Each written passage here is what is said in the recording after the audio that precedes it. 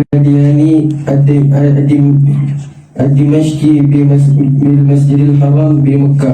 قال أخبرنا شيخ زاهد سليم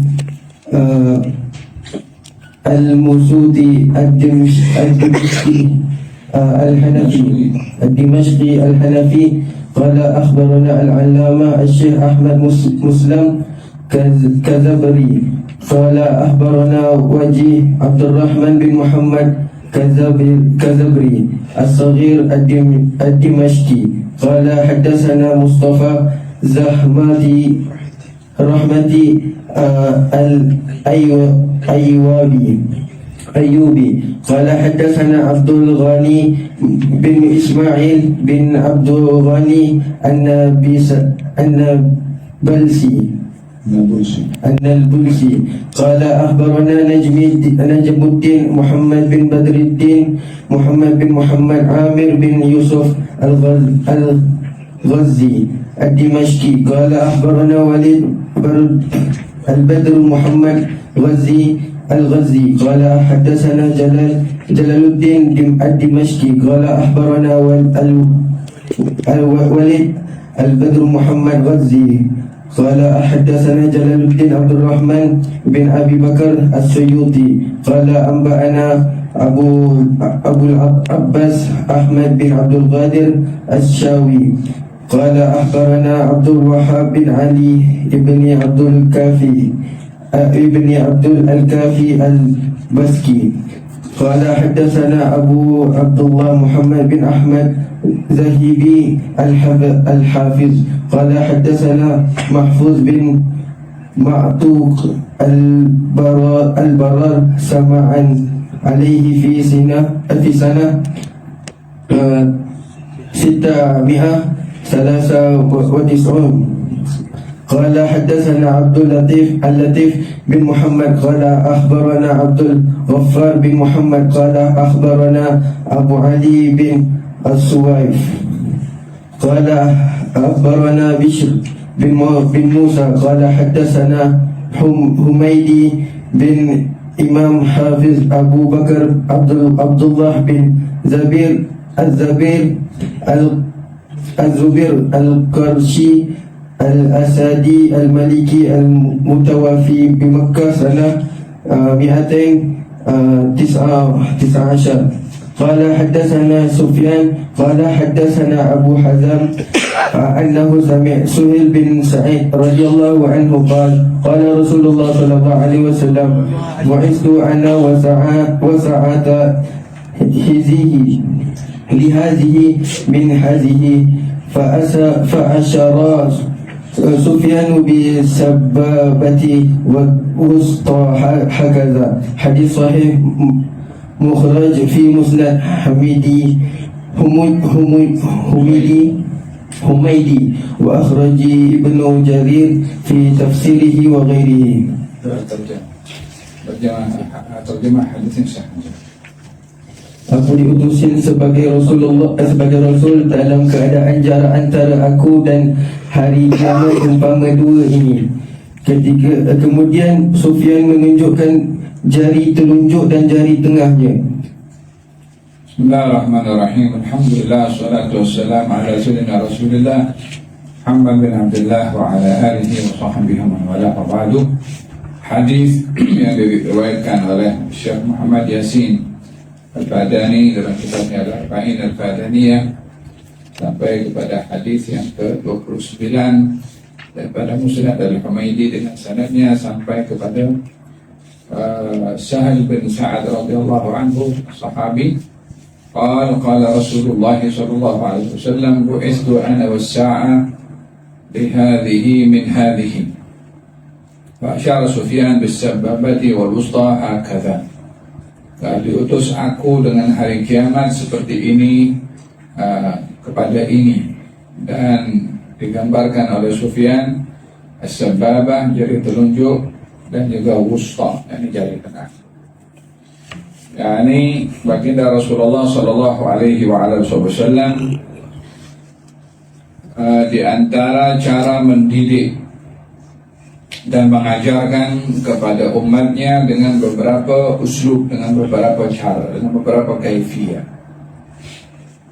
Kadang-kadang baginda Rasulullah SAW menyampaikan ilmu dengan kata-kata. Kadang-kadang menyampaikan ilmu dengan contoh praktikal yang dilakukan oleh baginda Rasulullah. Seperti ketika ingin mengajarkan wudu, maka Nabi berwudu di hadapan para sahabat.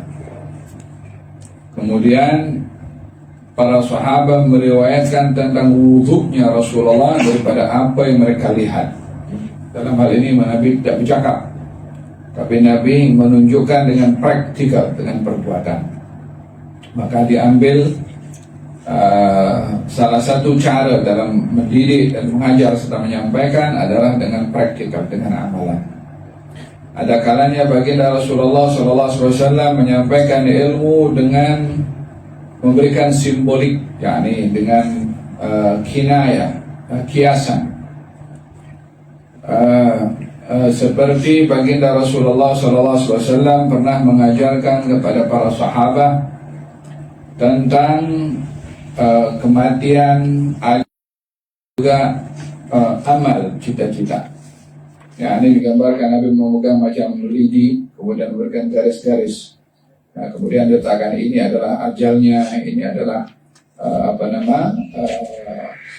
cita-citanya, dan ini adalah manusianya. Jadi manusia mengejar kepada cita-cita, ajal mengejar kepada manusia. Yang mana dulu sampai, itulah yang akan didapat. Kalau orang mengejar impian dan cita-cita, kemudian ajal mendahului, maka dia akan meninggal dunia sebelum sampai kepada cita-citanya. Atau kalau dia sampai kepada cita-citanya sebelum ajal sampai, maknanya dia dapat apa yang dia cita-citakan. Tapi dia tak tahu, adakah siapa dulu yang akan sampai, ajalnya sampai dulu kan? Atau dia boleh sampai kepada cita-citanya.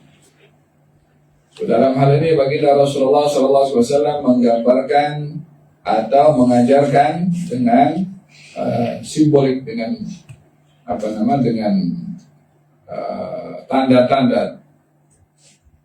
Ada kalanya baginda Rasulullah mendidik dengan berkisah dan bercerita. Ada kalanya baginda Rasulullah mendidik dengan memberikan perumpamaan seperti dalam hadis ini, yaitu ketika memberitahukan tentang datangnya hari kiamat, dan itu bahagian daripada rukun iman. Yang 6 adalah beriman kepada hari akhirat. Beriman kepada hari akhirat adalah berkeyakinan kalau hari akhirat, hari kiamat pasti akan terjadi, tapi bukan menjadi tuntutan iman. Akan terjadinya hari kiamat, mengetahui bila hari kiamat akan terjadi. Disebabkan oleh kerana bila hari kiamat terjadi, itu disembunyikan oleh Allah Subhanahu wa Ta'ala dan tidak diberitahukan kepada sesiapapun, hatta kepada para malaikat. Yas'alukan nasu 'anis sa'ah qul innama ilmuha indallah wa ma yudrika la'alla as-sa'ata takunu qariba. Mereka bertanya kepada engkau, wahai Rasulullah Muhammad, tentang hari kiamat. Katakan kepada mereka, yang mengetahui adalah Allah. Boleh jadi kiamat itu sudah dekat. Maka dalam ayat ini Allah Subhanahu wa Ta'ala menyembunyikan kejadian atau bila berlakunya hari kiamat, bukan menafikan hari kiamat. Hari kiamat pasti akan terjadi.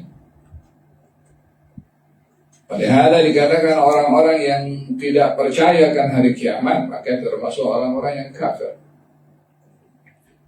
Za'ama alladhina kafaru an la yub'atsu qul bala wa rabbi la tub'atsunna thumma la tunabba'unna bima 'amiltum wa dhalika 'ala Allahi yasir. Orang-orang kafir mendakwa kita akan dibangkitkan nanti kalau di tanah. Qul la tub'atsunna thumma la tunabba'unna bima 'amiltum. Kamu akan dibangkitkan, bukan cuma dibangkitkan, tapi kamu akan diberitahu apa amal yang kamu lakukan. Dengan dalam ayat ini Allah Subhanahu wa Ta'ala mengatakan za'amal ladzina kafaru. Orang-orang kafir mendakwa Allah yub'atsun, mereka tidak akan dibangkitkan. Karena di sini yang tidak beriman kepada hari kebangkitan, hari kiamat, maka dia termasuk orang yang kafir. Oleh sebab itu dikatakan dalam rukun iman adalah iman kepada hari kebangkitan atau hari kiamat. Faham dong? Walau bagaimanapun, bila terjadinya hari kiamat tidak diberitahu. Hanya diberitahunya dengan simbolik. La'alla sa'ata takunu qaribah. Jadi hari kiamat itu terjadinya adalah dekat. Tapi bila? Tahun 2027 kan? 2008 kan? 2030 kan? Pada 2030 kan? Allahu a'lam. Dalam hal ini kita hendaklah memahami bila hal disembunyikan oleh Allah, maka tak ada siapa yang boleh menentukan. Ada 5 perkara yang Allah Subhanahu wa taala sembunyikan. Di antaranya adalah hari kiamat. Allah indahu ilmus sa'ah wa yunazzilul ghaitha wa ya'lamu ma fil arham wa ma tadri nafsun madza taksibu ghadan wa ma tadri nafsun bi ayyi ardhin tamut. Allah berfirman dalam Al-Quran, hanya Allah yang tahu hari kiamat itu bisa terjadi. 1. Wa yunazzilul ghaitha, hanya Allah sahaja yang tahu bila hujan akan turun. Kadang-kadang nampak mendung, tapi tak turun hujan. Kadang-kadang kita nampak panas, hujan turun. Dan siapa yang boleh tahu hujan turun atau tak turun? Allah Subhanahu wa taala. Wa yunazzilul ghaitha wa ya'lamu ma fil arham. Allah Maha mengetahui apa yang ada di dalam rahim. Apa yang ada di dalam rahim bukan hanya status jantina, tapi segala-galanya. Paham tak? Bukankah kalau janin itu berada dalam kandungan ibu selama 40 hari mani, 40 hari darah, 40 hari bertukar menjadi daging, kemudian daripada daging tumbuhlah segala macam organ yang akan menjadi manusia. Tumbuh mata, tumbuh hidung, tumbuh rambut, tumbuh gusi pada tempat gigi, dagu, tulang dibentuk. Subhanallah. Walladzi khalaqas samawati wal arda bil haqqi wa sawwarakum fa ahsana suwarakum wa ilaihil masir. Ya Allah yang ciptakan langit dan bumi dan melukis kepada kamu dengan sebaik-baik lukisan. Subhanallah, gerakan manusia atau bentuk badan manusia ini dicipta oleh Allah Subhanahu wa taala. Satu jari boleh bergerak dengan macam-macam. Boleh pusing. Subhanallah, kepala pun boleh menulis. Kita punya kaki pun boleh duduk bersila, boleh duduk. Subhanallah. Coba kalau orang jatuhkan lututnya dengan besi, tak bergerak susah. Tangannya kalau patah, bergerak pun sudah puluh kaki. Ya subhanallah. Dalam proses kandungan ibu dibentuk oleh Allah Subhanahu wa taala pada setiap urat yang ada. Bagaimana bentuk darah, bagaimana bentuk pada otak. Otak dia boleh berkembang, boleh berfikir. Ya subhanallah. Rabbana ma khalaqta hadza batilan subhanaka faqina adzaban. Faham dong?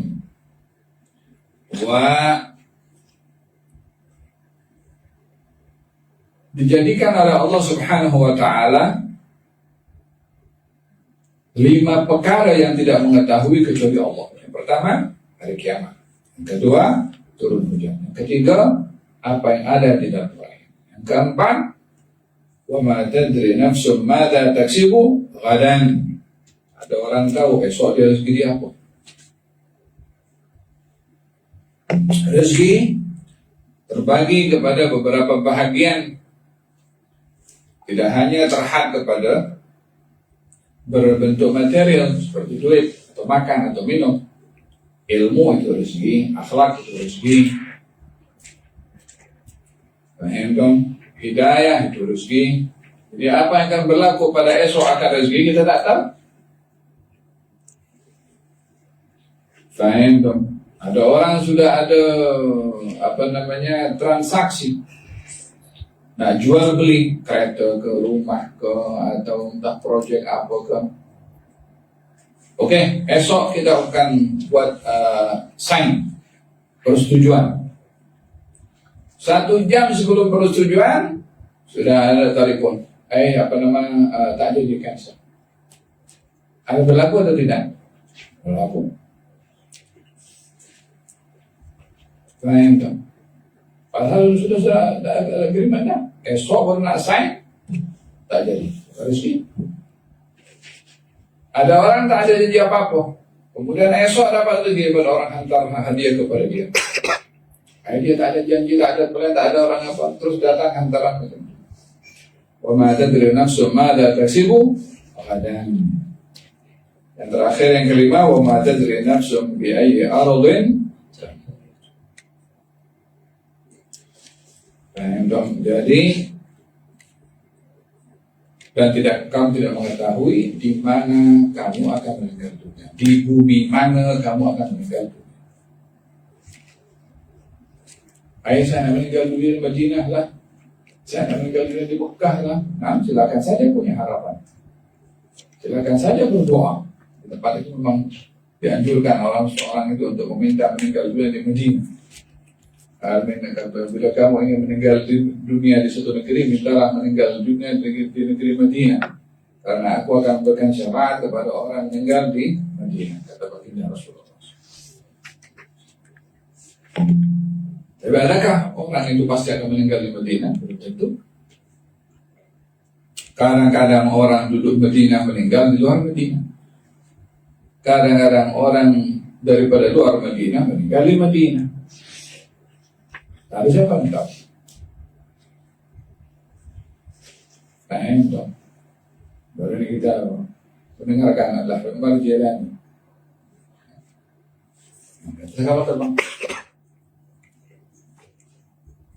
Ma tadri nafsun madza taksibu ghadan wa ma tadri nafsun bi ayyi ardin tamut. Dengan demikian maknanya kita akan bersiap sedia pada keadaan kematian, bukan menunggu. Berada di tempat itu pasti kita akan mati. Bukan di Madinah.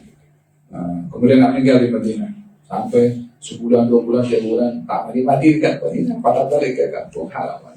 Tak lama dari itu meninggal dunia di kampung halaman. Tak ada siapa boleh mengetahui di mana dia akan meninggal. 5 ini bahagian daripada ilmu ghaib yang hanya diketahui oleh Allah Subhanahu wa taala, yang adalah tentang hari kiamat. Oleh kerana hari kiamat itu mengetahui adalah Allah Subhanahu wa taala sahaja, maka baginda Rasulullah SAW memberikan tanda-tanda. Katanya, bu'ithtu ana was-sa'ah kahadain. Diutus antara saya dengan hari kiamat seperti ini. Dalam riwayat yang ini, lihadihi min hadihi. Saya diutus oleh Allah Subhanahu wa taala antara saya dengan hari kiamat untuk ini dengan ini, dekat antara ini dengan ini. Yani antara ini dengan ini maksudnya adalah iku jari dengan jari telunjuk dan juga dengan jari tengah. Sambil Nabi merapatkan antara kedua jari. Karena antara jari telunjuk dengan jari jari, jaraknya lebih jauh, lebih berapat dengan jari tengah. Dan ketika Nabi menggambarkan dengan jari tengah, jadi dibuka seperti ini, tapi dirapatkan seperti ini, menunjukkan betapa dekatnya antara diutusnya Rasulullah dengan hari kiamat. Walau demikian, daripada diutusnya Rasulullah sampai sekarang 1500 tahun lebih kurang atau 400 lebih, kiamat belum terjadi. Dengan demikian kita memahami arti dekat itu bukanlah mengikut kita punya cara memahami. Jadi kalau dulu nanti kita kampung, kemudian tanya, di mana rumah si Fulan? Ini dekat 1 kilometer. Bagi kita yang datang dari luar, 1 kilometer jauh. Berbeda orang kampung, 1 kilometer sudah terbiasa jalan, dekat. Jadi kalau dalam kehidupan manusia sahaja, definisi dekat itu berbeda. Demikian juga maksud dekat di sisi Allah dan juga pada Rasulullah SAW tidaklah boleh diukur dengan apa di depan. Dekat itu berapa? Setahun ke, 2 tahun ke, 3 tahun ke, Allahu a'lam. Jadi apa hikmah di sebalik kita memahami arti dekat pada hari kiamat kalau kita tak tahu bila? Ini dekat 1000 tahun, boleh jadi dekat 1000 tahun. Innahum yarawnahu ba'idan wa narahu qariban. Mereka melihat itu semua jauh, tapi kami melihatnya adalah dekat. Jadi memahami arti hari kiamat itu yang dekat, sebagaimana dalam hadis Rasulullah dan juga di dalam Al-Quranul Karim, ia adalah menggambarkan kepada kita bahwasanya hari kiamat itu dekat mengikut pengetahuan Allah Subhanahu wa taala. Yang perlu kita sediakan adalah persiapan sebelum hari kiamat. Nah, bu'ithu ana was-sa'a kahadain. Persiapan kepada hari kiamat adalah dengan amal yang saleh, meninggalkan hal-hal yang mungkar dan maksiat, istighfar kepada Allah Subhanahu wa taala sentiasa, dan juga harapan mendapatkan syafaat daripada Rasulullah sallallahu alaihi wasallam, karena di antara yang diceritakan oleh Rasulullah tentang hari kiamat adalah tentang syafaat. Fahimtum? Olehada mungkin Rasulullah sallallahu alaihi wasallam bersabda dalam hadisnya yang sahih berkenaan dengan syafaat yang diberikan oleh Allah kepada beliau nanti di hari kiamat. Katanya hadis, bila Bilal mengumandangkan adzan, jawablah sebagaimana dikatakan oleh muadzin. Bila muadzin mengumandangkan adzan, jawablah sebagaimana dikatakan oleh muadzin, dan berselawatlah kamu kepada aku dan bacalah doa. Allahumma rabb hadhihi ad-da'wati at-tammah wa salatil qa'imah ati Muhammad sayyidina Muhammad al-wasilata wal fadilata syarafa darajat al-'ala ar-rafi'a wa maqam al-mahmud alladhi wa'adta. Katanya pada siapa yang baca doa ini wajibat lahu syafa'ati yaumal, wajib dapat syafaat aku nanti di hari. Jadi di antara yang menjadi harapan kepada orang yang mukmin, muhib, mencintai kepada Rasulullah adalah mendapatkan syafaat daripada Rasulullah nanti di hari kiamat. Jika tidak, untuk apa Nabi menjadikan syafaat kepada umatnya dengan doa selepas adzan? Faham dong? Ada beberapa hal yang terjadi dengan yang kita boleh memahami mengenai tentang hadis ana wasa'atu itu ana wasa'a kahadihi min hadihi. Yani diutuslah saya antara saya dengan hari kiamat untuk ini sampai ini, yani antara jadi telunjuk dan juga dari tengah, yakni begitu dekat. Nah, kalau أخبرنا الشيخ حسين أحمد بن حبيب الله الفضاء بن أشرف البدني قال أخبرنا الشيخ المفسر محمد بن سليمان حسب الله المكي الشافعي قال حدثنا الشيخ أحمد بن عبد الرحمن النهروي قال حدثنا محمد بن محمد الفضالي الأزهري قال حدثنا محمد بن علي الشنواني قال أخبرنا عيسى بن أحمد البراوي قال حدثنا أحمد بن محمد الدثري قال أخبرنا سالم بن عبد الله البصري قال حدثني أبي العفيف عبد الله بن سالم البصري المكي قال حدثنا الشمس محمد بن العلاء البابلي قال حدثنا سالم بن أحمد السنهوري قال حدثنا النجم محمد بن أحمد الغيثي قال حدثنا القاضي زكريا بن محمد الأنصاري قال أخبرنا أبو إسحاق إبراهيم بن صدقة المقدسي الصالح المتوفي سنة 852 هجرة قال حدثنا عبد الوهاب بن علي السبكي قال حدثنا أبو عبد الله محمد بن إبراهيم المسند المقدسي ابن الخاصن قال أخبرنا المسلم محمد بن العلان القيسي قال أخبرنا زيد بن الحسن الكندي قال أخبرنا أبو منصور عبد الرحمن بن زبيد القزاز قال أخبرنا أحمد بن علي الخطيب البغدادي قال أخبرنا الحسن بن رامي الأسترابادي القاضي قال أخبرنا أحمد بن محمد بن بندر الأسطرابادي قال حدثنا عبد الله بن إسحاق المدائني قال حدثنا الوليد بن شجاع قال حدثنا تقية قال حدثنا إسحاق بن روحي قال حدثنا إسحاق بن رهوية قال روحوي قال حدثنا المؤتمر بن سليمان عن ابن فضاء عن أبيه عن القمة بن عبد الله عن أبيه قال نهى رسول الله صلى الله عليه وسلم عن كسر سكة المسلمين الجائزة إلا من بعث. هذا حديث أخرجه إسحاق بن راهوي في مسنده بهذا الفصل والإسناد وهو حديث حسن صحيح رواه الإمام أحمد بن حنبل في مسنده والبيهقي في كتاب خلافية وغيره. Abdullah bin Sinan radhiyallahu anhu berkata, Rasulullah sallallahu alaihi wasallam melarang perbuatan memotong duit shilling yang digunakan oleh muslimin kecuali dengan sebab terdapat celah pada duit shilling tersebut. Nah, ada berbicara tentang umlah, tentang duit yang digunakan pakai pada muamalah jual beli. Satu ketika dahulu, mata uang dahulu adalah dinar dan juga dirham. Dinar daripada emas, dirham daripada perak. Dan masing-masing pada dinar dan dirham mempunyai timbangan sesuai dengan kadar pada emas dan dirham itu. Kalau dikatakan 1 dinar dirham, kadar emasnya sama dengan nilai 1 dinar dirham. 1 dinar emas.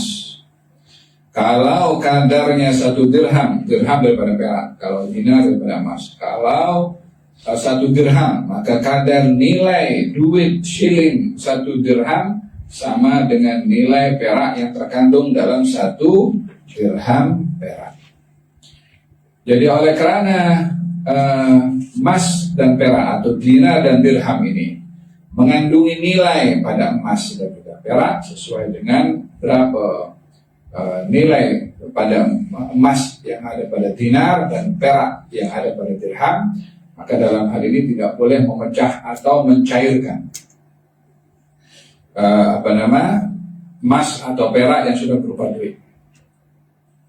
Apa sebabnya? Disebabkan oleh karena kalau dipecahkan, dihancurkan, ini kan ada nilainya. Kalau dihancurkan, maka dia namanya membazirkan duit atau buang-buang duit atau membazirkan. Sementara pembaziran itu adalah dilarang. Dalam hadis Rasulullah SAW, beliau bersabda, "Da' qila wa qal wa kathratus su'al wa idha'atal mal." Tinggalkanlah yang namanya kadonya, ya, berita tidak jelas. Katanya lengkap banyak di zaman kita sekarang, berita tidak jelas. Khususnya berita-berita dekat komen di Facebook, kan. Jangan mudah percaya. Qila wa qal. Tinggalkan, jangan kamu dengar, jangan kamu terima, jangan kamu pegang, jangan kamu ambil sebagai satu berita yang mu'tamad kalau sumbernya qila wa qal, katanya. Wa kathratus su'al, jangan kamu juga atau tinggalkanlah perbuatan memperbanyak soal yang tak kena pada tempat. Yang ketiga, wa idha'atul mal, dan juga membazirkan harta. Duit dinar atau dirham kalau dipecah, ini kan sebagaimana saya katakan tadi, kalau 1 dinar ada nilai emas pada 1 dinar, 1 dirham ada nilai perak pada 1 dirham. Kalau dipecah, kan jadi pembaziran. Karena ada nilainya, macam duit 100 ringgit kemudian koyak. Ini kan tak boleh, ini kan kertas saja, tapi kan ada nilainya di dalam. Maka oleh karena perbuatan itu membazirkan harta, maka dilarang. Yang kedua, dilarangnya adalah khawatir akan berlaku pemalsuan. 1 dinar kemudian dicairkan.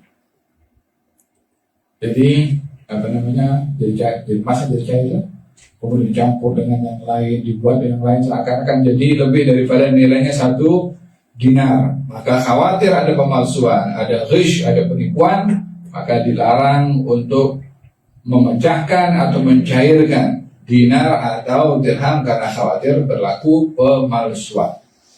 Melainkan bila dinar atau dirham itu pihak berkuasa yang menentukan, yang tak boleh pakai. Dahulu dinar atau dirham itu macam ada satu uang saham cok. Kalau sekarang uang ini kan ada dia punya dia punya number siri atau code yang membolehkan itu supaya membedakan mana uang yang asli dan mana uang yang palsu. Nah, dalam duit kertas kita pun juga ada perbezaan. Karena kalau duit kertas boleh tak dikoyak, kalau duit palsu tak boleh koyak lah. Tapi kalau duit original tak boleh koyak, ini kertas je, tidak ada nilainya.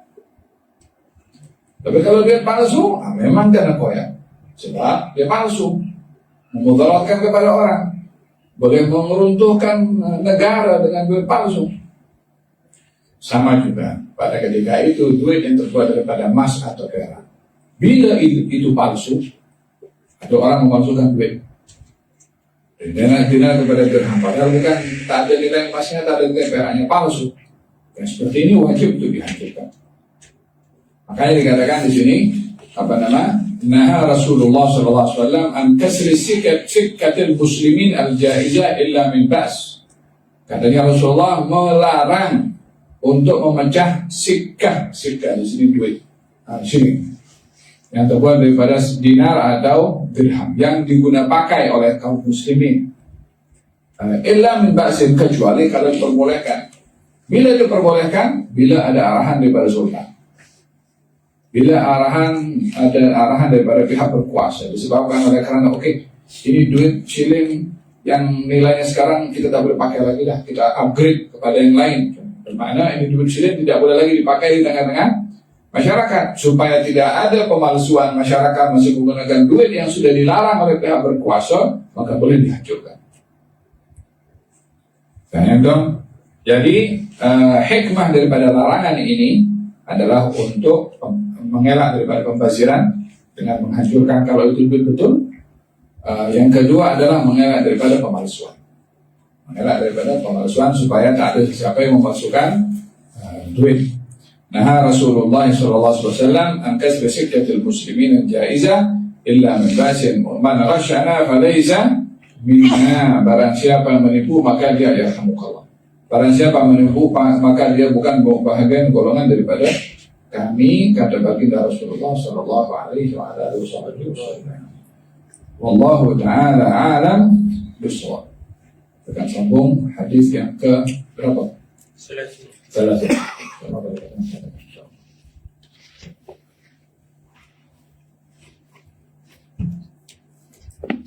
Kalau kita baca kitab al-Qad kan?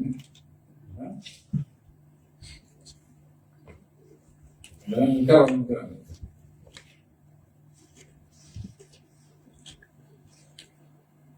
babul jihad, kita dah bahas babul jihad.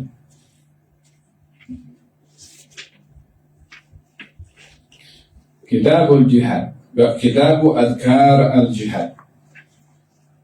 أما أذكاره قال الإمام النووي في كتابه الأذكار نفعنا الله به وبعلومه الدارين آمين إلى أن قال أما أذكار سفره ورجوعه فسيأتي في كتاب أذكار السفر إن شاء الله تعالى. وأما ما يختص به فنذكر منه ما حضر الآن مختصرا. باب استحباب سؤال الشهادة. باب anjuran minta berdoa mati syahid. روينا في صحيحي البخاري ومسلم عن أنس رضي الله عنه أن رسول الله صلى الله عليه وسلم دخل على أم حرام فنام ثم استيقظ وهو يضحك فقالت ما يضحكك يا رسول الله؟ قال ناس من أمتي عرضوا علي غزاة في سبيل الله يركبون ثبج هذا البحر ملوكا على الأسرة أو مثل الملوك. فقالت يا رسول الله ادعو الله أن يجعلني منهم. فدعا لها رسول الله صلى الله عليه وعلى آله وصحبه وسلم.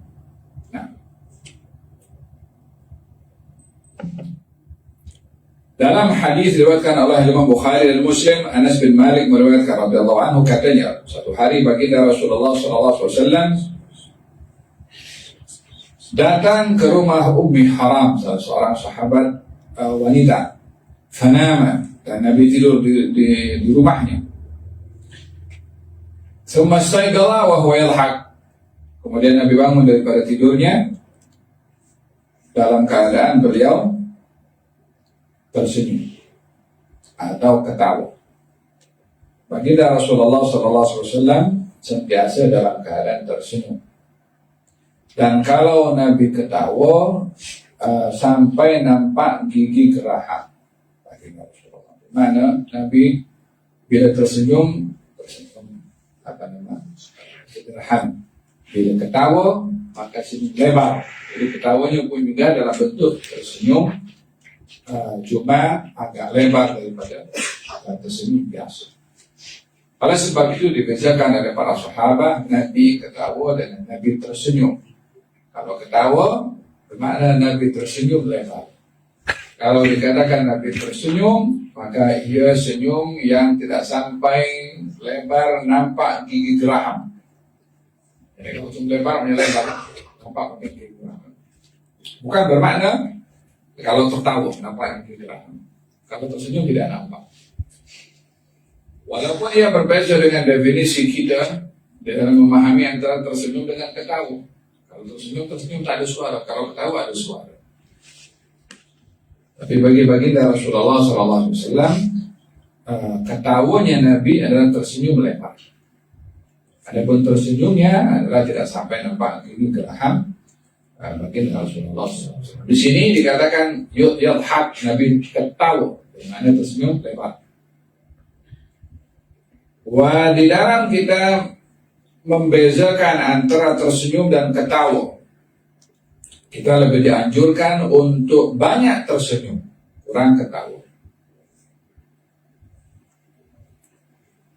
Faham dong? Jarir bin Abdullah radhiyallahu anhu mengatakan, mula aku masuk Islam tidak pernah aku jumpa Rasulullah melainkan ia dalam keadaan tersenyum. Bagaimana kerap tersenyum. Aku tidak melihat orang yang paling banyak tersenyum melebihi daripada Rasulullah. Ia adalah menggambarkan bahwasanya orang tersenyum adalah orang yang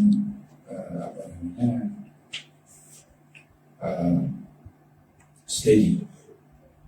Walaupun dalam keadaan musibah, walaupun dalam keadaan susah, tapi tidak berubah raut muka itu untuk nampak ceria sebagai tanda redha.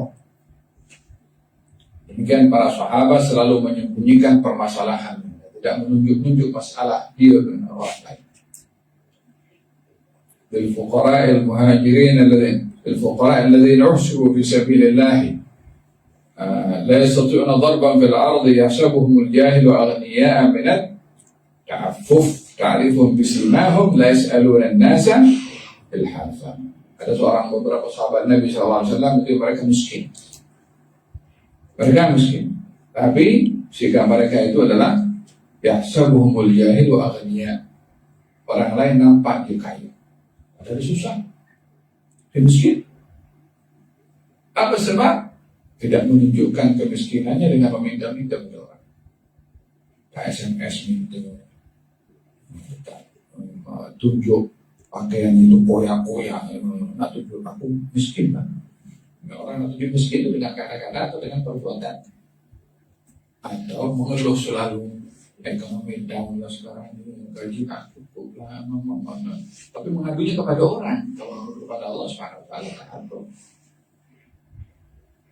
la yas'aluna an-nasa ilhafa yahsabuhumul jahilu aghniya min at-ta'affuf. Dan baginda Rasulullah SAW sentiasa dalam keadaan tersenyum, dalam keadaan apapun juga. Adapun ketawa sangat jarang. Dalam Al-Quran Al-Karim Allah Subhanahu Wa Taala berfirman, "Walilhaqu qalilan wa liyabku katsiran." Dalam mau ketawa sedikit pun ketawa, tapi yang banyak. Yang banyak adalah menangis. Apa sebab kita boleh ketawa? Disebabkan yang menciptakan ketawa itu juga Allah Subhanahu wa Ta'ala. Yang menciptakan kita menangis pun juga Allah Ta'ala. Ya kan? Dalam Al-Quran Al-Karim Allah Subhanahu wa Ta'ala berfirman, "Walladzi adhaka wa abka." Dialah Allah yang menciptakan untuk kamu ketawa, dan dialah Allah juga yang menciptakan untuk kamu. Jadi di dalam kita ketawa adalah ia menghargai daripada apa nikmat yang diberikan oleh Allah Subhanahu wa Ta'ala. Namun pada masa yang sama tidak digunakan berlebihan sehingga boleh menyebabkan kerasnya hati kalau orang banyak ketawa.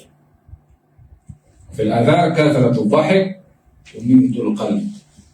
Orang terlalu banyak ketawa itu akan mematikan hati dan mengelak daripada tertawa terbahak-bahak. Nah, orang ketawa itu berguling-guling. Melihat di antara hal yang kurang elok bagi seseorang kalau dirinya bekerja sebagai orang yang untuk mengetawakan orang lain, kecuali untuk menghibur, kecuali untuk mengangkat kesusahan orang. Tapi kalau jadikan profesi, aku nak kerja, apa kerja aku? Nak bagi ketawa orang, tapi dapat gaji, dapat untung, buat persembahan, bayar. Apa tujuan? Untuk ketawa saja. Yang seperti ini kurang elok. Sebabkan karena dijadikan ia sebagai satu profesi dan pekerjaan yang mana hal itu kurang digerakkan untuk orang memperbanyak ketawa. Yang diperintahkan adalah untuk mengurangkan ketawa. Faham dong? Maka didapat baginda Rasulullah ketawa. Katanya Rasulullah, apa yang menyebabkan kau ketawa? Kata baginda Rasulullah, dapat daripada golongan umatku yang ditunjukkan kepada aku pada Allah Subhanahu wa Ta'ala, dalam cara mereka berperang di jalan Allah Subhanahu wa Ta'ala, menyeberangi lautan yang terbentang luas. Keadaan mereka itu umpama raja-raja. Ya, ini penampilan mereka dengan pahala yang diberi oleh Allah atas perbuatan amal mereka berjihad, diletakkan kedudukan mereka umpama raja-raja. Jadi di akhirat nanti itu kalau didapati orang pakaian macam raja, itu adalah golongan mereka adalah para syuhada, orang-orang berjihad di jalan Allah Subhanahu wa Ta'ala. Katanya yarkabuna saybajal bahri, mereka ini berjihad menyeberangi lautan. Saybajal bahri ada menggambarkan lautan yang terbentang luas. Bagaimana dalam hal ini kesukaran bagaimanapun dalam berjihad tidak boleh menghalang ditegakkan jihad. Ada menyeberangi lautan. Mana ada orang akan menyeberangi lautan untuk terbentang luas kalau tidak ada peralatan? Yang juga menyeberangi begitu sukar. Nah, lepas ke laut Atlantik, sukar digambarkan di sini kesukaran yang luar biasa karena menyeberangi lautan untuk berjihad. Katanya tapi ditempuh itu juga. Bermakna jihad adalah satu ketetapan dalam syarak tak boleh dihapus. Walaupun sekarang sudah banyak diketepikan tentang masalah jihad. Dan juga banyak orang salah guna pada jihad. Sikit-sikit kita kena jihad. Jihad bukan benda kecil sepele. Kita boleh teruskan sebagai slogan terus angkat bendera berjihad hari esok. Jihad ini hukum syarak. Jihad ini seruan. Siapa yang menyuruh? Bukan terus kita hari ini aku nak jihad esok lah. Esok kami jom aku coba jihad dengan aku sekarang. Awak siapa? Jihad ini hukum hakam yang bukan setiap individu represent kepada hukum itu nak mengangkat slogan jihad. Mesti ada pemerintahan, mesti ada hukum pemimpin yang sah, ada syarat-syarat untuk orang itu berjihad dengan Allah Subhanahu wa Ta'ala, bukan sekedar slogan yang boleh diangkat oleh semua. Faham dong? Makanya seperti negara-negara yang berlaku seperti Palestina, diambil harta benda mereka dilarang. Fahimtum ada. Kemudian katanya mereka yang berjihad di jalan Allah Subhanahu wa taala, mereka ditempatkan umpama raja-raja. Maka kata Sayyidina Abu Haram mengatakan, ya Rasulullah, doakan saya termasuk daripada golongan mereka. Maka Nabi mendoakan untuk Haram. Walaupun jihad tidak wajib bagi perempuan, Haram mahu mendapatkan pahala jihad. Mahu mendapatkan pahala jihad. Ada kalanya orang itu dapat pahala jihad walaupun tak berjihad.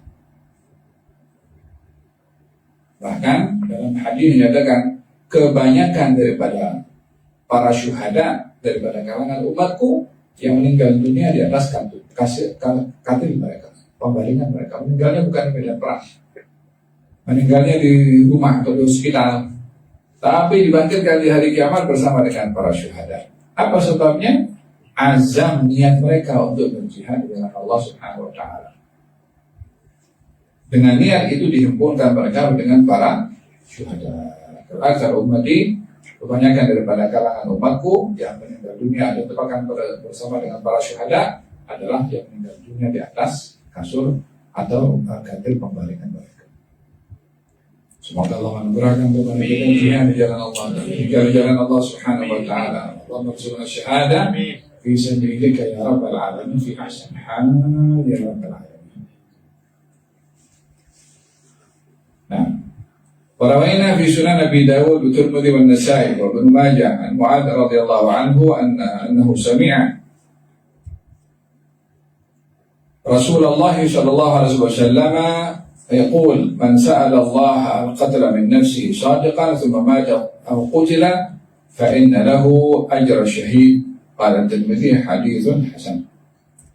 Baginda Rasulullah SAW bersabda, barang siapa meminta berdoa kepada Allah untuk mati syahid dengan sungguh-sungguh, kemudian dia meninggal dunia atau dibunuh, maka dia mendapatkan pahala syahid. Walaupun bukan meninggal di medan perang, dibunuh pun bukan di medan perang, terperompak masuk bunuh kepada dia. Dan di hari kiamat bersama dengan para syuhada. Apa sebab? Bukan karena dibunuh, karena doanya dia ingin mendapatkan pahala syahid. Atau dia meninggal karena sakit, tapi di akhirat bersama dengan para syuhada. Apa sebabnya? Karena di dunia meminta kepada Allah Subhanahu wa taala mati syahid supaya dikabulkan oleh Allah dengan dibangkitkan nanti di hari kiamat mendapatkan pahala para syuhada. Hadis rawaina fi sahih Muslim Anas radhiyallahu anhu qala Rasulullah sallallahu alaihi wasallam man talaba syahada shadiqan utiyaha walau lam tusibhu. Kalau baginda Rasulullah SAW dalam riwayat Anas, barang siapa meminta kepada Allah mati syahid, maka dia akan diberikan oleh Allah walaupun ia tidak terkena senjata apapun dalam perang, tetap dia mendapatkan syahadat disebabkan oleh kerana doanya. Warawana fi sahih Muslim aidan an Sahal bin Hunayf radhiyallahu anhu anna Rasulullah sallallahu alaihi wasallam man sa'ala Allah ta'ala syahada bisidqin ballaghahu Allah manazil asy-syuhada wa in mata ala firashih. Dalam Sahih Muslim katanya, baginda Rasulullah SAW bersabda, barang siapa yang berdoa minta kepada Allah mati syahid dengan sungguh-sungguh, ya, bukan dengan minta saja, tapi dalam aku takut kan,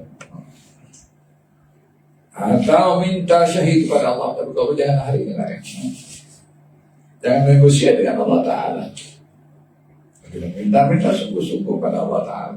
Kalau dia tak boleh, ya Allah berikan aku supaya dapat berdoa dengan sungguh-sungguh kepada Engkau. Faham?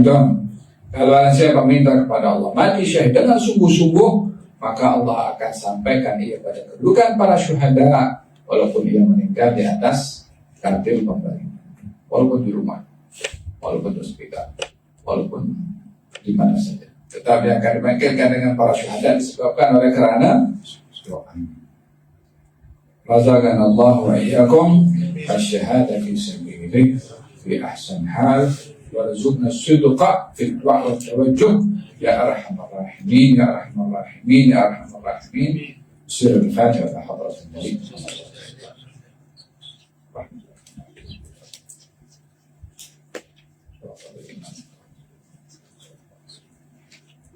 Sallam الحمد لله رب العالمين. ربنا انفعنا بما علمتنا رب علمنا الذي ينفعنا رب فقنا وفقنا لنا وقربت لنا في ديننا وعلى أهل كتب وشهادك رب وفقنا وفقنا بما ترتدي قول وفعل كرما وزدنا على بما وأطيه وزأتي ولما نحظى بخير ونفع كل شر ربنا واصلح لنا كل شر وأكيد رضا بك العفو كل الديون قبل أن تأتينا رسل ونور حتى الكرم والستر صلاة الله تغشى المصطفى من إليها دعانا والوفاء بكتابه للناس شفاء وعلى الآل الكرام الشرفاء ختم المصائب الغراء اللهم اهدنا بالهدى واجعلنا ممن يساعد في رضا ولا تولنا وليا سواك ولا تجعل أخطر حسبنا الله ونعم الوكيل ولا حول ولا قوة إلا بالله العظيم يا ربنا اعترفنا بأننا اعترفنا